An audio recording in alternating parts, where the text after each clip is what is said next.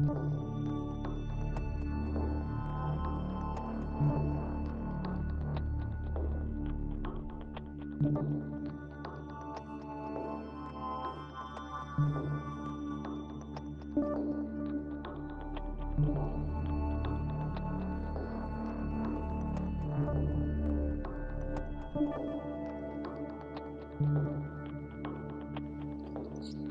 guys, welcome back to the Ghost and Friends YouTube channel. Joined by my main man Drew, TAMU. How we doing, Drew? Doing great, man. And well. It's finally game week. Here we are.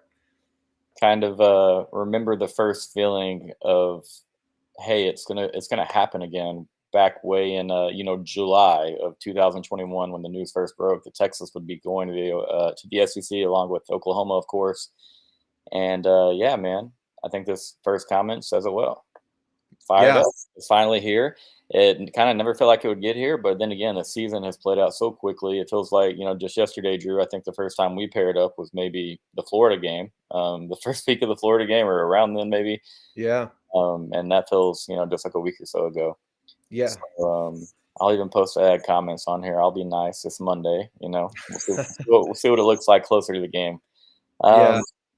So, Drew, just a couple, once again, thanks for doing this, brother, but a couple of rivalry questions for you. I know that you're a little bit younger than I, so I do have a couple of questions for you. When you think of this rivalry, what is your earliest memory of on-field player? Like what's the first memory you have when it comes to these two teams meeting on the field? The earliest memory I think it's probably Stephen McGee. I remember Colt McCoy. I was young and I didn't get into college football till a little bit later. So I really wasn't deeply into the ins and outs of the players. But I mean, I remember this rivalry my whole childhood. It's always been around. Mhm. It's always been something I loosely followed. But again, I didn't get into the sport until I became an Aggies when I really got hardcore into the players and everything involved with that. But as far as feeling the presence of this game, understanding the rivalry, I mean, my dad's a UT grad. My mom, she's from College Station, so very aware of it, but never really into the weeds of it until it was too late. Until things got taken away from us, unfortunately. Right. But obviously, being an Aggie and just existing in this world, I felt the presence of this rivalry in a big way as long as I've been an Aggie. So, yeah, to tell you my earliest memory, I don't think I can pinpoint a play or an instance where I remember the rivalry because, again, got into it pretty late, but it's always been there.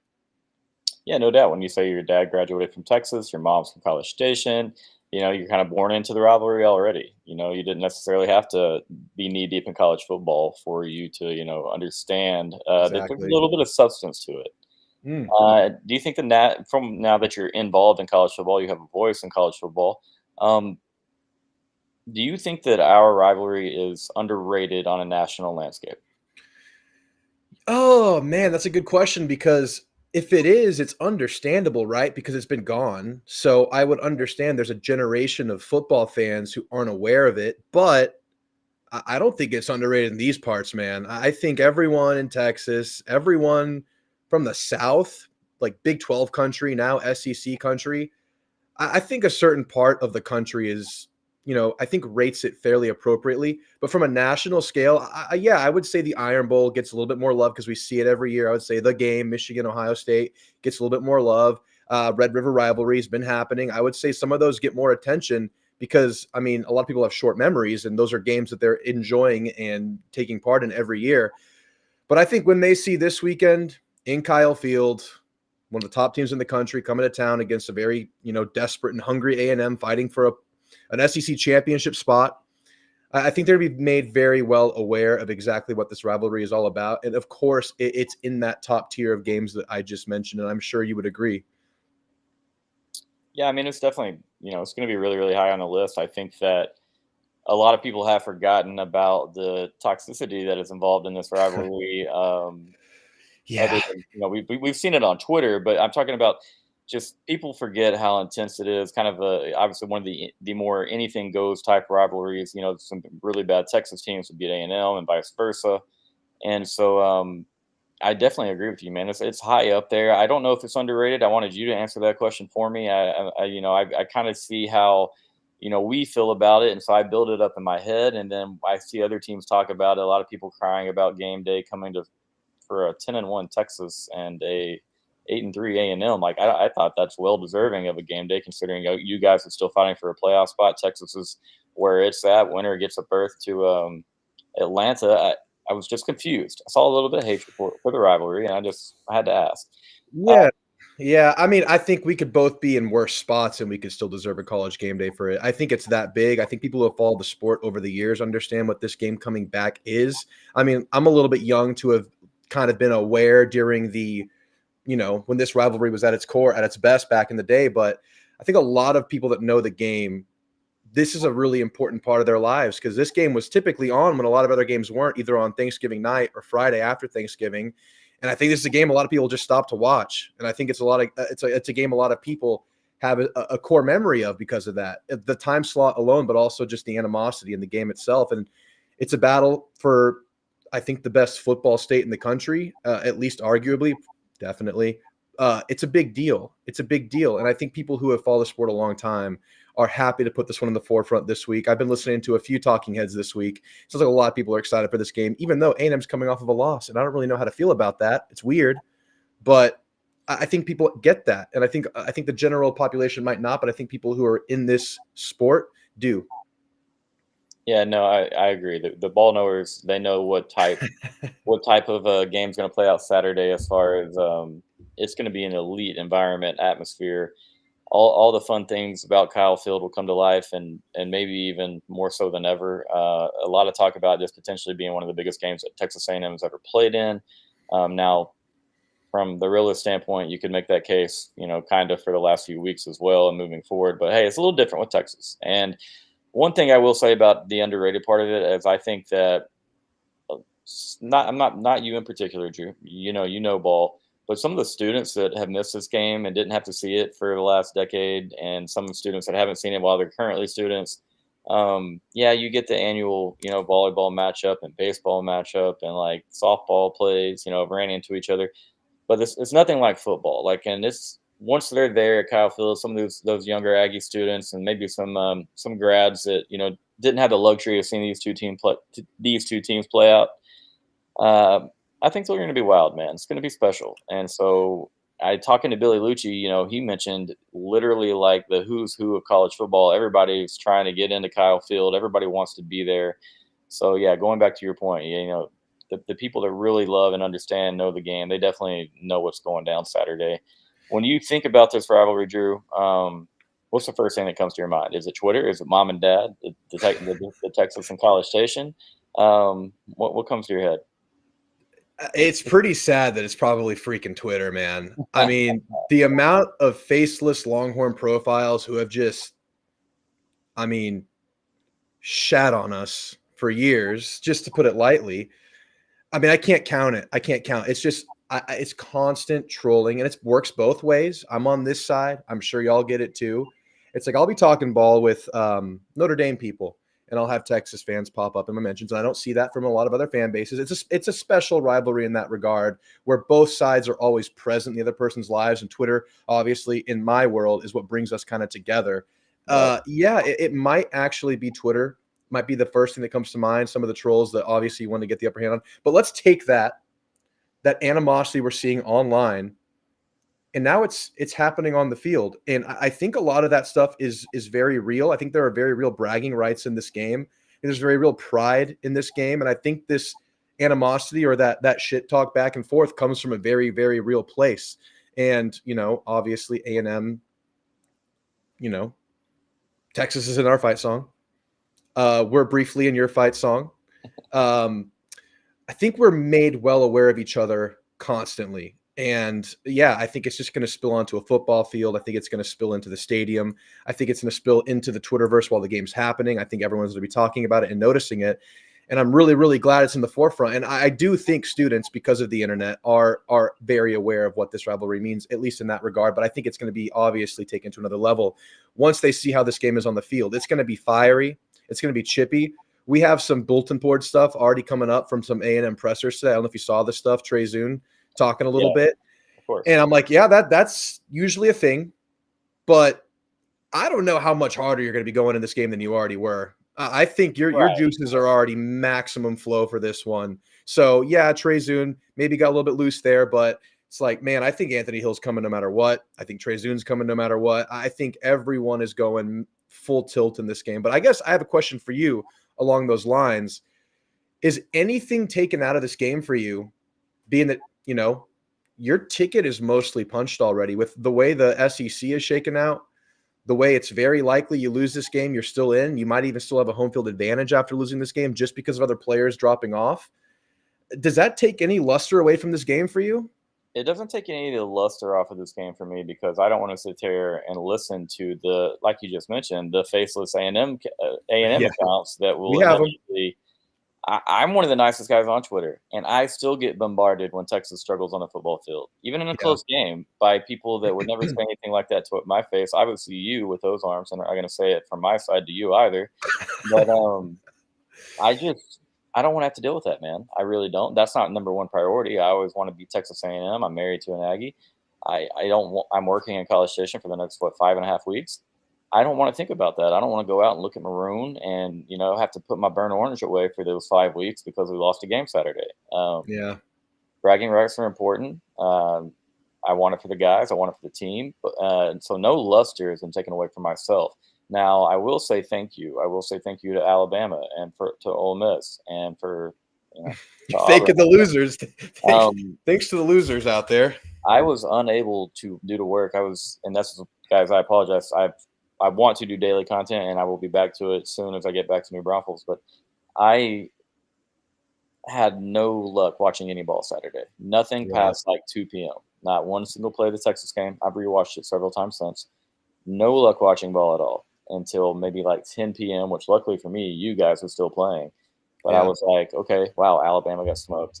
Ole Miss obviously lost, which they were in a battle by the time that I was had to turn that one off rather, and so I knew it was a possibility.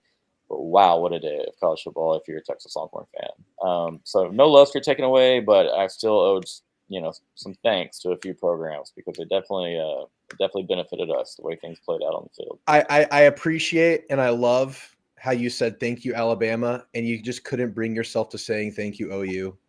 I really appreciate that. You can't thank a rival. Drew, I went on a radio show Saturday morning, and these guys called me crazy because I told them that Oklahoma. I put on the time. See, I'm a coward. I backed out a little bit. All week long, I'm sitting here thinking like Oklahoma is really has the ability to make Alabama struggle a little bit offensively. Yeah. Very, very active. Throws a lot of multiple looks at you. Jalen Milroe is, I love the kid. He's been inconsistent through times, as a passer. But if they Hmm. can take away the legs, take away the Alabama run game, I think Venables will do a decent job of that. Um, I'm thinking I like this. I get to my score predictions and I post 30-20 Bama, and I was like, right after that, I commented and I was like, this is where I posted. I don't know if you saw it, but I've said I've convinced myself that Oklahoma is going to make Alabama sweat Mm, a lot, and yeah. so I'm playing both sides of it right there, Yeah. which Yeah. I Yeah. hated. But then I go on Saturday and I give a radio interview where I say that I liked Oklahoma in that game. I thought they really had a shot. They called me crazy. Well, they didn't call me crazy outright, but you could tell by the reaction they thought I was crazy. Yeah. And so it felt good to be right. I just hate that it's by the hands of Oklahoma. I think they should move on from Brent Venables, and for those guys to get a win like that, I don't think they'll be doing so. I think that they'll go ahead and ride that out. And I will say this: no hate on Brent Venables. I know he's got a lot going on at home. Things that are much more important than football. But 100%. yeah, I mean, this year, Drew. I mean, and like we talked about this maybe earlier in the year. I know I've talked about with other guests. It's crazy how much bigger the Texas and Texas A&M game is than the Texas and Oklahoma game. Mm. Massive difference in what those games mean on the national scale. Thank you for checking in, Sooner Mac. I missed you, brother. I didn't even see this comment until now. We were just talking about your guys. What you have is 2 ranked wins against both teams. If you get one more, you'll equal the same number of points you scored in Dallas at the fairgrounds. So just get one more in there. You got LSU; they're still ranked, right? Y'all can do that. I actually think y'all probably hang with them, to be honest with you. Guys, thank you all for being in the comments. If y'all would throw a quick like on this video for Drew, he does a fantastic job on his channel over there, covering Texas A&M football. Always fun to listen to him talk about it. I chime in. You got to know your enemies, man. I chime in or I tune in every now and then. Yep. But give him a like, give him a follow, subscribe. All the things. He's on Twitter everywhere all the time, having a good time on Twitter. Drew has fun on Twitter. I'll give him that. I do have fun. I try to keep it respectful, but I do think You I do. ruffle your feathers. I think I ruffle your feathers every now and then. I think No, I feel like I've done my work whenever I get Ghost to chime in, and it's always like, it's okay. Drew means well, but he says things that are crazy sometimes. It's always a I little. think you It's always just a have. little. That's just Drew. I I think do you have just have fun.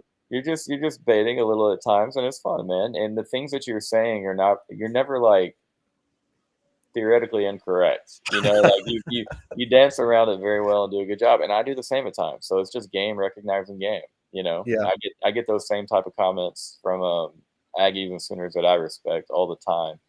And so Yeah, and I know when I rip one off, I know it's like, okay, this one's gonna be. I'm getting shit here. I know when it happens, and I'm sure you do too when you were throwing a little bit of the worm out there. But hey, since we had an OU fan drop in here, and since we talked about the OU Bama game, I'm sorry, Barnes. Barnes is a follower of my channel. He's my Bama follower. He's always supportive. Appreciate you, Barnes. Sorry we had to talk about the game right here, right now, when you weren't anticipating that. But Ghost, question for you: a lot of Texas fans have told me that A&M is very much a secondary rival to the school, and that OU is the true rival for Texas. Where do you sit on that spectrum? Is there any truth to that? Do you look at that as the biggest rivalry? The Red River rivalry is the biggest game of the year, or do you think that this battle for Texas is the real deal? Or do you not look at it that way? Do you think they're all just great rivalries in their own right? oh man, so that's fair. I like the last thing that you said because I was really I was gonna go with the gut answer. The gut answer last time I was asked this question on this channel got me in a lot of trouble. I ruffled Oh, some feathers. really? Not really, but a couple of feathers. Don't say Baylor. Baylor, like as a bigger rival? No, no, no, no, Just no. messing with you. No. I that's my least favorite program. Which you would think would mean the rivalry would mean more, but I'm not going to give them credit for a couple of wins under Art Briles. Yeah. It's always been Oklahoma for me, Drew. But I will tell you why. I grow up. First time I can remember Texas football is 1995, and going to a game at Floyd Casey, and I think I was 7 years old. And so I liked Baylor in the beginning until my dad was quickly like, "No, dude, this is just a football game. You don't have to like the team or anything. We're just like we have a team we like, but it's not going to be this one." And We so don't like Baylor, son. We don't like them. I mean, but it was like cheap to go to Floyd Casey. You could Yeah. bring a Dr. Pepper can. They'd let you into the stadium, and there would Oh, be nice. about 12,000 people in there, and they would mostly be the opponent's team or fans. But so I get into Texas football. Point is mid to late '90s. Okay, by the time I'm like old enough to like know what the hell is going on and understand the game and the nuances of the game, in which I got into it a lot. I mean, from a very early age. By that time, Bob Stoops had showed up in Norman, Oklahoma. Okay, I watched Ricky beat A&M. Okay, I watched that game. I watched him when they did the Heisman pose against Mississippi State in the Cotton Bowl that year. I watched some of the '99 season. Like I have vague memories of all of that. I can remember Mhm. like almost play for play the '96 Big 12 championship game for whatever reason. But so fast forward to 2000, like this is when I can almost tell you like game for game, score for score. I have a weird memory, man. I can almost tell you score for score dating back to a long time ago. They beat us 63-14 in 2000. Okay. Then they turned around and they beat us 14-3 in 2001 with the famous Teddy Lehman play. 35-24 in 03, 65-13 04. And so those five losses right there, buddy, I mean, like, they hurt. Sorry, Yeah. 65-13 in 03, 12-0 in 04. We got Yeah. shut out with Ben Chung at quarterback. And Yep. so those scores, man, like that hurt a lot. Now at the same time, Drew, I don't know if you remember this, but Texas blew A&M out in 2000. They blew A&M out in 2001. They blew it. It was a closer game. 02 was a blowout. Point is we didn't lose to A&M in that time period. And so when Mhm. I was really developing like emotional connections to these rivalries and these games, I hated Oklahoma with like every fiber of my being. I Yeah. grew up in East Texas. I had a lot of Aggie friends, a lot of Aggie family, still do. And so it's to me, it's more of the like brother versus brother, maybe brother versus brother-in-law that you just don't, you just won't really want to have those bragging rights. You're going to see them a few times a year. You're going to see them often, whatever it is. You see them at work. That's more of the Texas Aggie rivalry. For me in Oklahoma, it's pure hatred. Like I despise Yeah. Oklahoma. Many good Oklahoma friends and fans. Don't get me wrong, but when it comes to that team on the football field, can't stand them. They come into our state. They take our recruits out of North Texas, the DFW area, and then go around screaming Sooner Magic, and like it just bothers me. It really does. Yeah. But for A&M and Texas, not that I want to prefer to lose to you guys or anything of that nature. It's just I don't know. It's more of a playful, fun type of rivalry, unless you're on Twitter, because it gets pretty toxic and nasty out there, and there's a lot of fire thrown around, blood spewing on a daily Yeah. basis. And with that being said, Drew, the Twitter Cold War is almost over. We're finally about to really get back to it. You're going to have one fan base that's going to have to really kind of chill out for a little while at least, as far as all the trash talking goes. And the coping, the excuses, the both sides pointing at the officials, that's inevitable. That's going to happen. Hmm. I can't wait for all of it, bud. Yeah.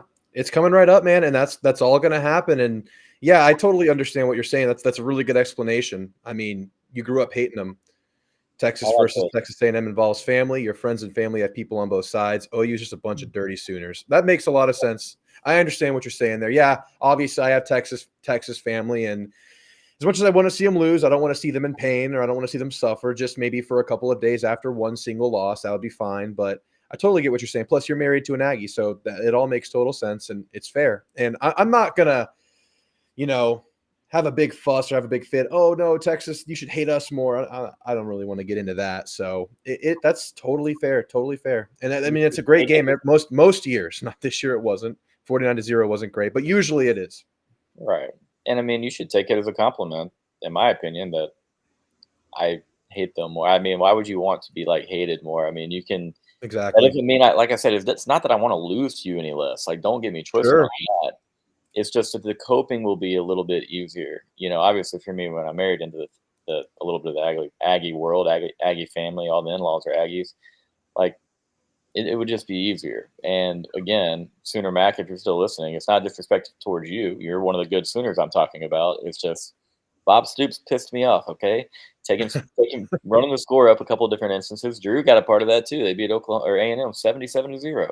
And I mean, There it to is. be fair, he didn't score in the fourth, but they ran the score up on Texas multiple times. Then he posts big pictures, or takes big pictures in front of the scoreboard with his team, which is standard. I get it, but he's using it as a recruiting tactic, and he's got it posted in his office right behind his desk.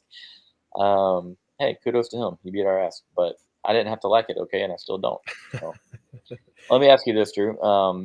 When it comes to this rivalry and any other rivalry, I feel like we always have that one player, maybe it's a coach, that is on the opposition that you somehow grow to respect, maybe even like and or love a little bit. Is there one of those guys for the Texas Longhorns? I mean, not current coach, but I mean, I respect Mac Brown. I respect him being a class act. I respect a lot of how he goes about his business. It's hard not to like a guy like Mac Brown. And with Sark, yeah, I mean, I like a lot about what Sark does and how he operates. I just think he happens to coach the wrong team, and I've said that a long time. That's what I always tell my dad. I mean, I respect Sark. I think he's an offensive weapon in himself, and he can get you a lot of productivity just in what he does if he has the players that are willing to do what he does. So, yeah, I mean, and I'm a weird person. I don't really hate anybody. I don't really hate any team. LSU is the closest thing, but I don't really hate anything, any coach, any players. I hate the back and forth between, the mouth breathers. That's what I hate. So whichever team I'm getting more of that from at the time is the team I'm going to hate. So I don't think I've ever really hated an opposing coach. Really, it's hard for me to think of a coach I really just didn't like that rubbed me the wrong way. Yeah, man. It's not like I have a love affair with these guys. I mean, I don't love Mac Brown. I don't love Sark, but I respect a lot of what they do. It's really hard to get into the position that they're in, and I respect the journey that they've gone on. You're asking the wrong guy. You're baiting the wrong. You're trying to get the wrong guy to say some fiery stuff. But I'm not that kind of person. I'm really weird in that regard. Oh no, I'm not trying to get any baiter. I have several Aggies and Sooners both that I like, that I respect. I thought the Mac answer, I thought if that was your only answer, I was gonna say that's a bit of a cop out, slightly, just because he's well respected by everyone. It's like inevitable that like I feel like anybody is like, yeah, Mac seems to be like a great guy, except for the guy in the timeline yesterday who was like ripping Mac up and down. Some random Tar Heel fan said Oh that yeah, Mac had the one lucky 2005 season, did nothing else. That's yeah. why I posted the Texans had 110 wins in that decade. But no, it wasn't baiting whatsoever, man. No, no, no. I know. Yeah, I didn't mean to put you on the spot there. Someone's saying Tom Herman. I didn't have enough hands-on experience with Tom Herman to hate him. I think Texas fans probably dislike that guy more than I do. Yeah, absolutely. And it's not about what Tom Herman did on the football field. That has very, very little to do with it, to be honest with you. And I'll leave it at Yeah, that. But that's fair. yeah, no, I just had to know, man. For me, if I'm looking at Oklahoma, I loved Adrian Peterson. Had the luxury of meeting him when I was in high school. East Texas guy, also grew up 40 miles down the road from me. Yeah, Naturally, it's like I don't want that guy to go off, and I hated that he chose Oklahoma, but I didn't want him to like go struggle and be a bum at OU. yeah, I do like that he was 1-2 against Texas. Don't get me wrong. I that's nice. Yeah, was very happy when he struggled. He did run for 244 his freshman year, though, for what it's worth. yeah, Um, yeah, for A&M, though, like I had Reggie McNeil on the show. Reggie McNeil is by far my favorite Aggie. That also an East Texas guy, a little kid. Watched him play at Lufkin a couple times, and I was like, wow, this dude is sick. And so naturally, he goes to A&M, and it was like, oh, he beat. I told Reggie this too. I was like, he beat Oklahoma. We can't beat Oklahoma right now. Back in 2003, and I yeah. was like, that's my guy. And so, yeah, obviously not rooting for them when they play Texas at one time a year, but I always have a few of them. I guess I'll throw Colt McCoy out there. I mean, one of the best career backup quarterbacks in recent history, right? Just made a career being a backup in the NFL, but you got to go for the underdog, right? 3-star Tuscola, Texas. I think that's the only time I ever hear of Jim Ned, yeah, the the city he's Scola, from. the Scola Jim Ned, or whatever the high school is. I guess it's Yeah, yeah, yeah, and, he said some really good things about College Station and A&M as a program and Kyle Field recently in his retirement interview stuff, and I respected that. That was nice to hear. So, yeah, man, I mean, there's a lot that you could get into talking about stuff you don't like about other programs, but usually with the people, 9 out of 10 times, it's really hard to rub me the wrong way unless there's some blatant disrespect. Is there anything I don't know about that I should know about? Anyone I should not feel so good about that you're aware of? on the Texas side. Yeah. Um, no, not. I mean, like I don't think anyone's really gotten personal or nasty or disrespectful in that way towards A&M. Maybe the chat can help us out there. as But far as like ex players or current players, coaches. yeah, anything in recent history Well, I that would mean, be in my time.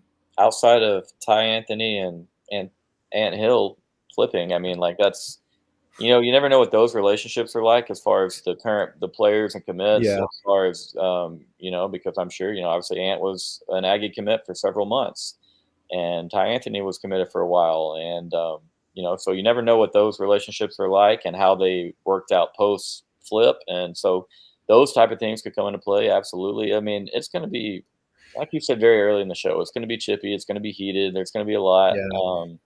Probably take the over on personal foul penalties, but let's hope for our team's sakes we play smart, clean football. I mean, at least one side of us. But Yeah.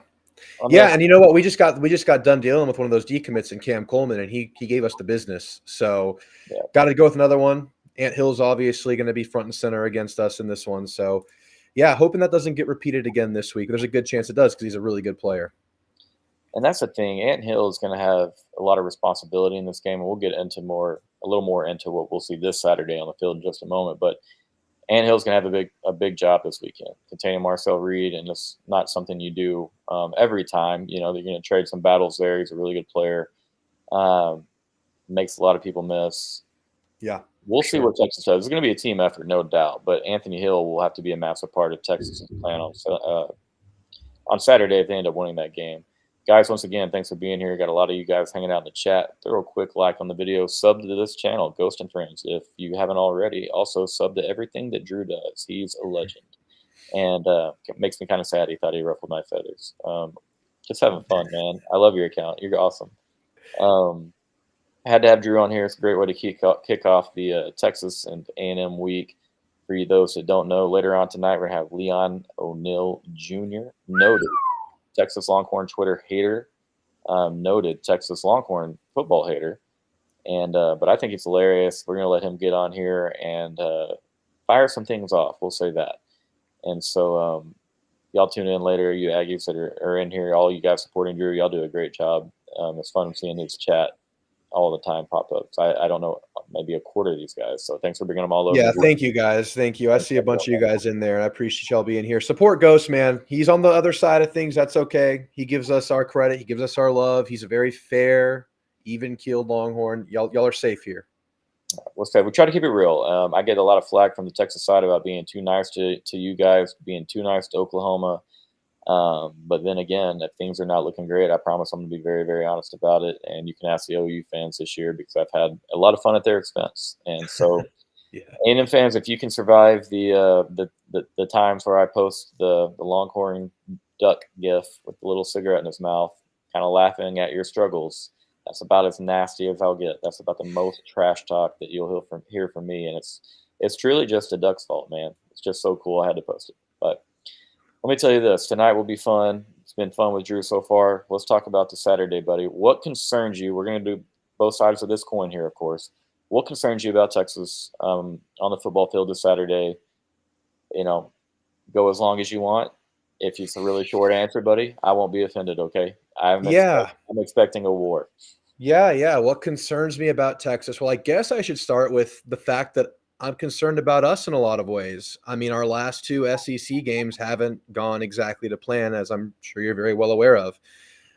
I'm concerned about our defense, which for the entire year has been what we're supposed to hold our hats on. And it was for a good portion of the year.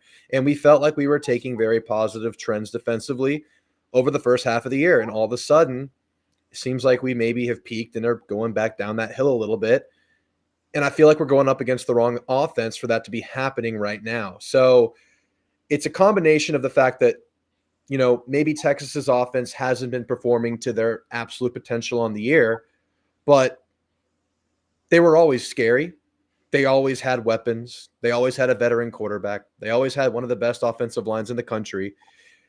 And we were confident that maybe over the last few weeks, as we were watching Texas maybe not be as explosive offensively as you might have thought going into the year, that maybe we can, keep them that way this game. But now, seeing what we're working with, seeing, our pass rush getting there versus South Carolina, but not be able to get people on the ground, that was one thing.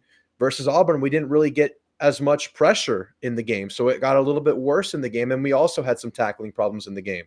So I would say that our defensive, I guess, regression at this point, because there's a trend now, comboed with your offensive upside, is probably my biggest concern, because this is a game that I was very excited to see the chess moves between Elko and Sark. And right now, there's something not clicking with our defense. And I'm sure Sark has a good game plan coming up, and our defense will have to be at its best. And it's just not trending in the direction to where you would say, okay, A&M's defense will be at its best in the biggest game of the year with everything on the line. So that's probably my number one concern. I mean, that whole side of the ball, our ability to get a pass rush on Quinn was something I was really banking on. And now I'm not sure how confident I am in that. I think there's a good chance they can find it, and I think they can manufacture pressure. And I think Quinn, coming off of an ankle, was it, and being pretty statuesque in the second half of that last game, bodes pretty well for our chances there. But we can get blocked right now. We can straight up just be blocked right now. And, Quinn has had good games in big, maybe I don't know if they're bigger spots, but very big spots and on the road as well. So I would say, as far as my concerns, that dynamic right there, ability to get a pass rush on Quinn, and our secondary has also regressed a little bit, also has some nagging injuries. That whole side of the ball, where I was really excited about it, and I still am in a lot of ways, it's become a bit of a concern. What would you make of all of that I was just kind of going through? Oh, I think it's really well said, man. To me, the concerns I have, what's your pass rush? You know, even when you guys give up 44 in Columbia, South Carolina, you know what I'm thinking about the whole time, Drew?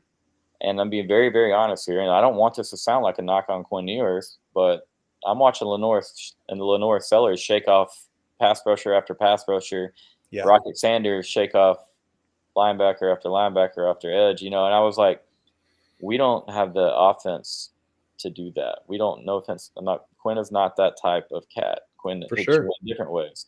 Jaden Blue, Quintravion Wisner, and this Wisner has been incredible. Like he's just not going to make you miss the way that Rocket Sanders does from like the physicality standpoint. He's more of a just try to shake you out of your shoes. Yep. Um, but he still runs very physically as well. It's just normally not the way Rocket is. And so I love what Trey has done on the field this year. But that was a concern for me, man. Even in that game, like y'all so often were in the backfield and you just weren't making the plays. And it's a matter of, okay, just tightening that up a little bit. And so, yeah, going back and rewatching it, which has only been a very quick rewatch of the Auburn game, I'm shocked to see that. Now, a lot of Texas talking heads lately have made some claims about your secondary, have thought that there's some room there to attack you guys, and that could be the kryptonite. And so to see that play happen with Peyton Thorne, I was definitely surprised. Cam Coleman, obviously, as you mentioned, had the big game, the couple touchdowns, over 120. But to me, man, it's an anything goes thing, Drew. So every time I get confident about the matchup, because I do like our defense a lot, I do think our defense is national title capable. I still have to take in the account of Kyle Field and of what this is going to mean to have this game back, and it's just going to be different, man. Maybe I don't know if it's been a fatigue thing, an effort thing, what the reasons for the defensive lapses that you guys have had under Elko. But with one, Elko being the coach that he is, and two, the type of setting that we're about to have at Kyle Field Saturday night, it's hard to envision, you guys just not putting forth your best effort as well. Yeah, and if I'm thinking about the A&M positive side of things, it's exactly what you're mentioning. It's the fact that it's in Kyle Field. There is evidence to suggest that A&M plays better at home both this season and over the last 3 years. I mean, we've won 2 road games in the last 3 years, and they were against Florida and Mississippi State this year. A lot of those same players are still on the team. There's reason to believe this is a really bad road team that doesn't perform the same on the road as it does in the confines of Kyle Field. That's there too. Um, and yeah, just the crowd environment, having to take your Quinn Ewers led offense on the road in a very hostile environment, that all does bode really well for A&M. It's just unfortunate that you are trending the wrong way this time of year. Now, do I have faith that Elko can, find the pieces and make it work and revitalize this defense and get it to look how it did against LSU, who also has a pretty good O-line in their own right? Yeah, there's definitely hope there. It's just the fact is you're coming off of a very negative trend. You have to break the trend in the most consequential game of the year for A&M. So yeah, there's definitely a level of optimism on that. You're coming home. You've played better at home all year. That's kind of what we're looking at to get the switch to flip. And yeah, Elko's a great defensive mind. He brings pressures in a lot of creative ways, in a lot of unusual ways that you don't see, maybe on the previous game tape. He switches it up a lot. He mixes things up a lot. I guess I would ask you, how do you feel about the chess match between Sark and Elko? How do you think that that's going to play out? Because like I said, we got pressure versus South Carolina, but that wasn't quite there versus Auburn. Yeah, I mean, it's a great question. Thanks for asking that one. I like to talk about this a lot, to be honest. Rodrigo's comment here, it's great in my opinion. But at the same time, I don't think you can just sit around with 4 and let Sarkisian know exactly what your looks are going to be and what you're doing. And especially because if you don't get there, your secondary has been susceptible to giving up the big play this year. And Mhm. so you're going to have to mix it up. And so that's a good comment, Rodrigo. But I do think y'all do need to mix it up a great deal, which Mike Oko will do. We've seen it. Drew knows what he's talking about. Very multiple and where he brings his blitzes from. We'll do it with just about anybody. He's not afraid to drop linemen into coverage. Um, Never are things going to be the way they seem, or very, very rarely. And so, Mhm. yeah, I think it'll be a fantastic chess match. I really do. Sark is very, creative. Obviously, we've all seen that. Several of his plays have just kind of blown the internet up this year. And if for Texas is, I know we'll try a couple of things again, and Elko will try a couple of things on defense, a couple maybe exotic things. Texas will do the same on offense. Who makes the most of these wrinkles that they throw at you? You can't run a wrinkle and then get smoked, on defense. Mhm. You can't run a wrinkle on offense and then turn the football over. And so it's going to be a chess match. I think we'll see both teams kind of put everything on the line because, as you just said, Drew, Texas is in the college football playoff. And I don't care if a couple of these SEC teams that lost last week would have won. Texas was always going to get in off brand, even at 10-2. I haven't been worried about that truthfully for a couple of weeks. But back to the point, we'll see. Both teams are going to do everything they can. It means so much more than just one regular season game. Obviously, A&M this is a playoff game for Texas A&M. You Mhm. will do everything and anything you can to win this. Recruiting is the lifeblood of your program. You're going to see all types of things in this game. It's going to be a blast. I can't wait to see how A&M plays Texas's screen game. Do they sit back, try to rally and just tackle, or they kind of try to get aggressive and blow it up? We've seen a lot of teams try a lot of different things this year. With A&M, I expect a lot of aggression. I expect them to try to bring everything to Texas, almost try to. Somebody mentioned earlier in the comments, Texas hopping on teams early, trying to have fast starts. Been pretty good at that under Steve Sarkisian. I think it'd benefit A&M a lot if they can get out of that first half, maybe that first quarter, even without letting Script Sark, strike a couple of times. Yeah, and from what I've seen, I haven't done a full deep dive into Texas yet, but I've obviously been paying fairly close attention all year. It seems like you're at your best when you're able to get into your deception, when you're able to get a bunch of guys in motion, when you're able to have 1, 2, 3 fake handoffs in a play, those crazy viral plays that Sark have done. But to me, and correct me if I'm wrong here, and I want to hear from you, it seems like A&M could potentially make their money on straight up drop back passes, where those have had a slightly lower success rate for Quinn in the Texas offense, where you're just dropping back third and long and you're making him read the defense and you're able to get some pressure on him. That seems like the spot. Obviously, with any team, you want to get him in third and long, but that seems like the one spot where the Sark offense isn't really at its best. Is that true? Does that feel right? So I'm going to be very honest with you. Like Texas's offense, I mean, and this is true for almost any offense, and for all of the people here that are from my channel, they're going to hate me as I say the same thing almost weekly when it comes to games. But I'm just so big on winning on first downs, man. Mm-hmm. Being productive. I like, second medium, second short, and Sarkeesian. You can tell it's the same way because it feels like 70+% of our offense is based off play action.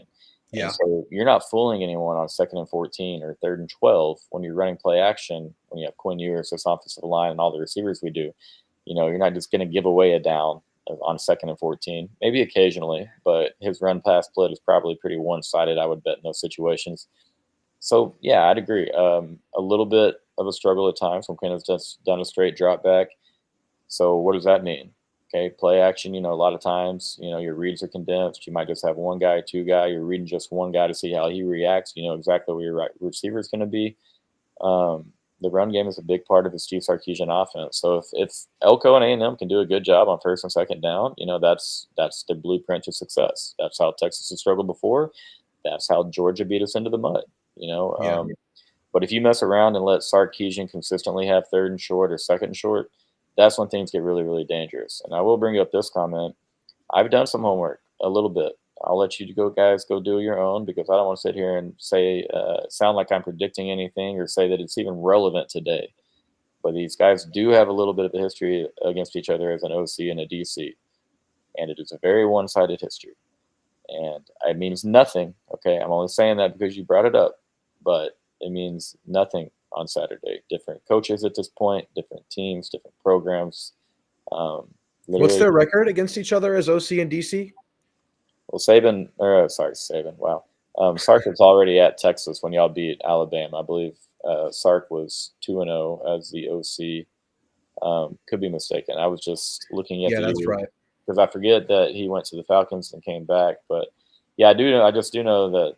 I mean, 2020 was rough on a lot of teams when Alabama offense got on the football field, but one of the better offenses we've ever seen. They But had some tools. Yeah, yeah, absolutely. Yeah, it's a good point. I haven't thought about that too much. There is some definite familiarity there. And yeah, man, that's going to be an absolute show, especially if A&M can play their best. But yeah, it does look like we're pretty vulnerable in the secondary. I, you know, Auburn has some good playmakers out there. Obviously not the best trigger man in the world, but he was still able to make us pay because Right.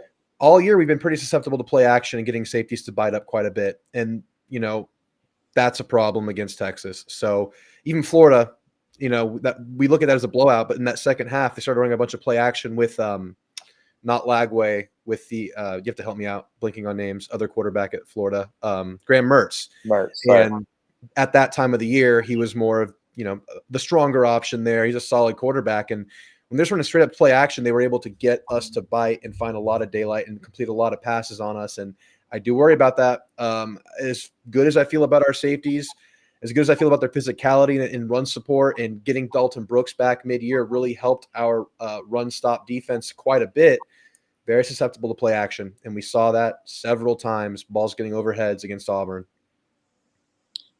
Yeah, I mean, that's the thing, man. It will get better under Elko, and that's where I think a lot of Aggies are kind of overreacting to this Auburn loss. And I hate to do this. This is awkward to tell you guys to chill out and trust your coach, because I don't want it to work out, but I feel really good about Mike Elko as the head coach at A&M. 100%. And so many people on Twitter just melting down, man. Like, if you guys would have told me that, which I mean, I predict you guys to be 9-2 going into this game, to be honest with you. But if they would have told you guys that y'all were where you're at, 8-3, with a chance to make the SEC title game heading again to Texas week, y'all would have taken it 10 out of 10 times. You wouldn't have complained at all. And most of you wouldn't have even complained if you lost a game, because obviously that right there in year one is impressive. And so y'all chill out. Now let me say this: play to win. Thank you for being here, brother. You better go throw a like on the channel if you're gonna dig us on the schedule, which is fair. I was going to do it too, so I'll let him take it. I'll do the same thing, or I'm going to say the same thing I've said to everybody else. Like, we scheduled the Michigan game 10 years ago, or 7 years ago, and I think it was when it was actually scheduled. They won the national championship last year. It is not our fault. Okay, it's not our fault. They decided to turn ass overnight. It is not our fault that they cheated as a program and had everything gutted, that Harbaugh left, that they have Sharon Morris sooner. Okay, this is why I'm calling Michigan ass. Okay, Sharon Moore is not the guy for Michigan. I'm just going to say that. And it's mostly because he's a center. He could work out. I don't know. But Texas went up there and beat them into an oblivion. We played one half of football. We didn't have to do anything in the second half. Okay, I'm sorry. Yes. Go to Oklahoma. Same thing. People are like, you beat a shitty Oklahoma. Okay, I'm sorry. They've been incredible under Lincoln Riley. They won 10 games last year. I'm sorry that they nosedived and lost all their offensive line and had nothing prepared by week 7 when we played them. Nothing. Had nothing. 6, whatever week it was. Nothing. They were trash. And that is not our issue. They'll get better. Okay, they're going to be fine. They're Oklahoma. They always find a way. Not our fault. Now, if we would have struggled with Michigan, if we would have struggled with Oklahoma, if we would have struggled with Mississippi State for more than a quarter and a half, which other teams have struggled a lot more with them. If we would have struggled with any of those teams, if we would have struggled with Kentucky or Florida, I know they didn't have DJ Lagway. If we struggle with any of those teams in there, I would say, hey, yeah, you make a good point. Okay, Ohio State beat Nebraska by 4. Penn State beat Minnesota by 1. Finish that thought. I'm going to the restroom real quick. I'll do your thing. My point is, man, is that we haven't struggled with anybody. So I'm sorry that we smoked a lot of crappy teams that were on our schedule. That's all we can do. All right, and so it is what it is. It's luckily for Texas, it's worked out the way that it has. We're going to make the college football playoff without, the number one strength of schedule. But you guys, I get it. We played some of the bottom teams in the SEC, but at the same time, there's a ton of parity. Arkansas, who we beat, has beaten a top 10 opponent. Kentucky, who we've beat, has beat a top 10 opponent on the road. And there's more in there, obviously. So Vanderbilt beat Alabama. And then I think there's one more. But yeah, so it's going to be a fun weekend, guys. Appreciate Drew doing this with us. Ranked wins to me right now doesn't mean a ton, okay? Because everybody's stumbling, everybody's finding a way to fall down. It's just survive and advance at this point. And I hate to say that, but that's the modern era of college football. All you want is a foot in the door come, December when playoffs time gets going, and it's a new season. And so whether you get in with 1 loss, 2 losses, 3 losses, whatever it is, you just want a foot in the door. And so with that being said, I'm going to say this, and I hope you guys agree. And I know it's completely off topic, but if I was on the playoff football committee, I would not leave headquarters and come selection day until South Carolina was a part of that field. I don't care. I've seen too many teams in the Big Ten. I've seen too many teams in the SEC, and I would take South Carolina heartbeat over several of them. And that's not a dig at you Aggies because they gave you all a hard time. I love the talent. I love what they have going on right there. So y'all think I'm crazy there or not? I think South Carolina's playoff worthy with 3 losses. They look the part. They do. They really do, man. I mean, they're a fun group to watch. Look, here's what I'll say about scheduling. You may have said this when I was gone, but I mean, like you said, we schedule college football schedules years in advance, and all you can do about whatever gets put in front of you 7 years later is win and control your business, and y'all have done that. So what other outcome could there be? Like, what else could you ask for? Texas is obviously a really good team. Now, I will ask you this on that front.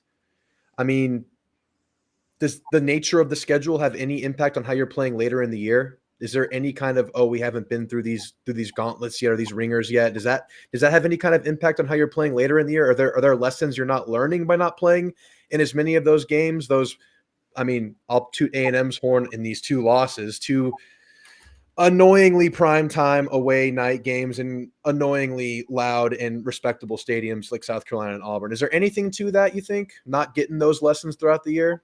Well, I mean, we haven't been in a big time night game SEC and road environment yet. So, I mean, that's one point you can bring up immediately. We have not seen anything like we're about to see. The big house was loud, 110,000 plus. They were pretty quiet after about 35 minutes of game time.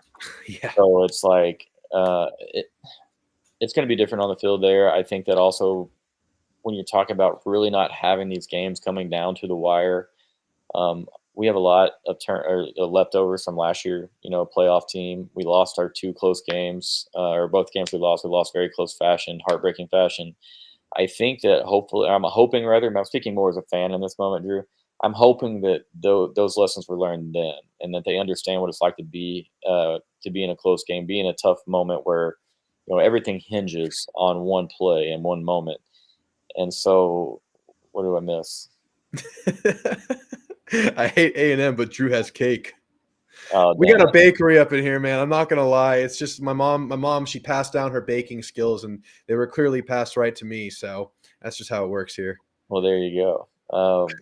But no, I mean, great comment there, Barnes. I definitely think that as you go into the year, depending on the team is key, because I don't know what exactly type of mindset this Texas team has.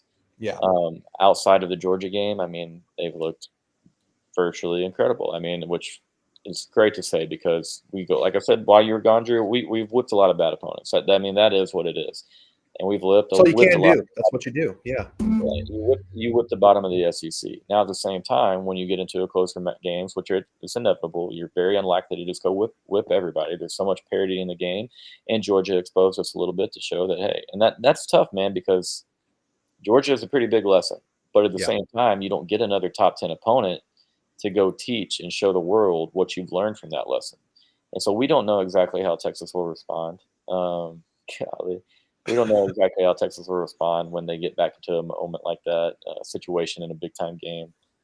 But I can't wait to find out, because we'll start finding out on Saturday. We'll find out. We know a lot about Texas. We're going to find out even more about Texas on Saturday. Yeah, and it's a good point. A lot of your players are battle-hardened. They've been together a long time, especially that O-line, especially Quinn. A lot of these guys, I think, were probably either in the program not playing or just involved some capacity last year. So that's a good point that they can always lean on that experience. But do you have time to talk about the other side of the ball? We've gone over 40, 50 minutes now.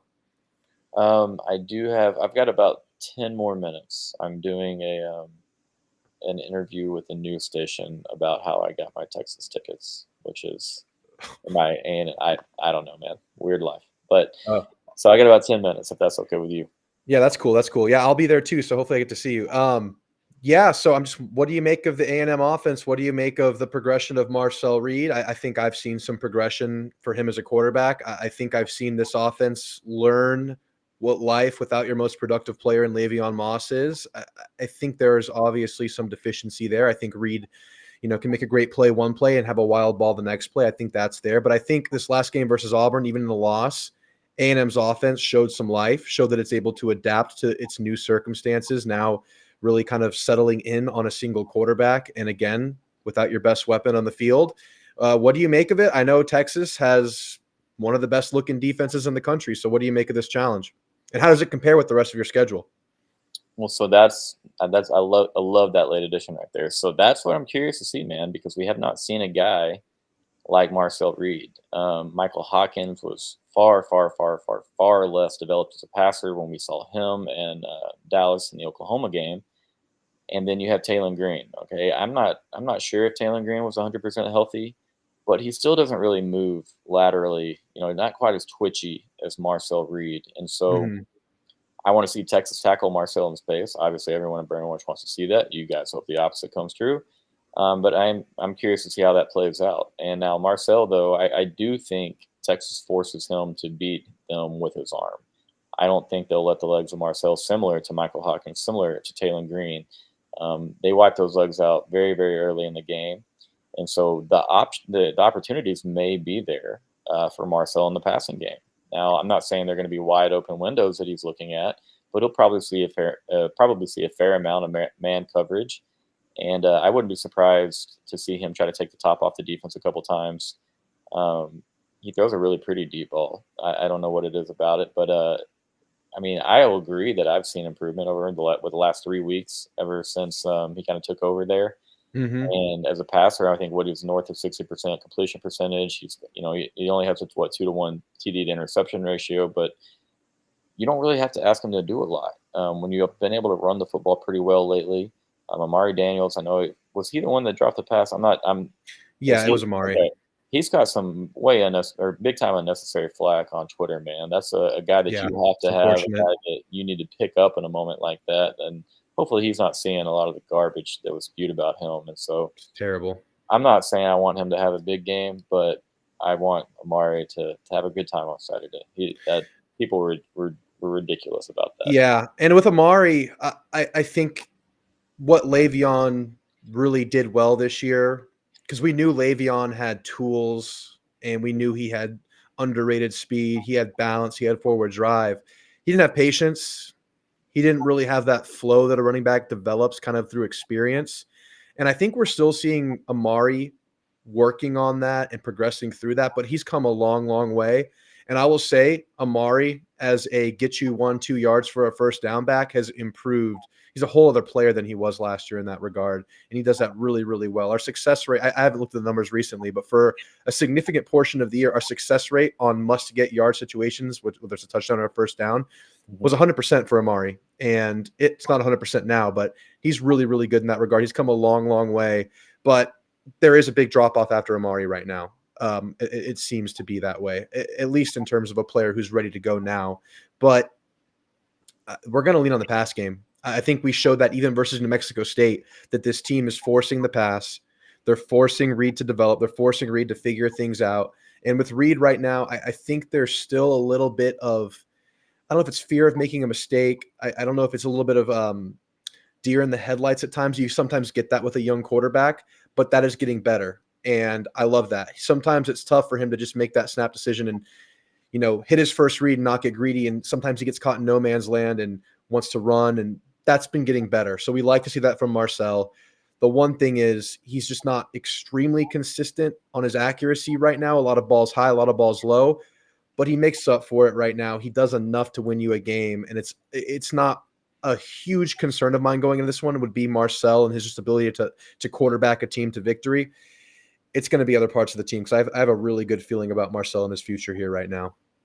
Yeah, I mean, he's definitely pretty good. I'm a big fan of Colin Klein, and I think he'll do a good job with Marcel. Now, I mean, I got a little bit of worry about how Texas handles him because, I mean, when we commit a lot of bodies to the box and maybe, containing him, trying to keep him, inside of the pocket, he's still quick enough, man. If he breaks free, it can happen really, Mhm. really quickly. But ultimately, if I'm A&M, I'm trying to find ways to beat Texas on first down in the passing game consistently because I don't think you'll be able to do so in the run game, to be honest, just because I don't think Texas will allow you to do so. I mean, unless you're just straight running through people, because I think Texas is going to stick a lot of people around the line of scrimmage.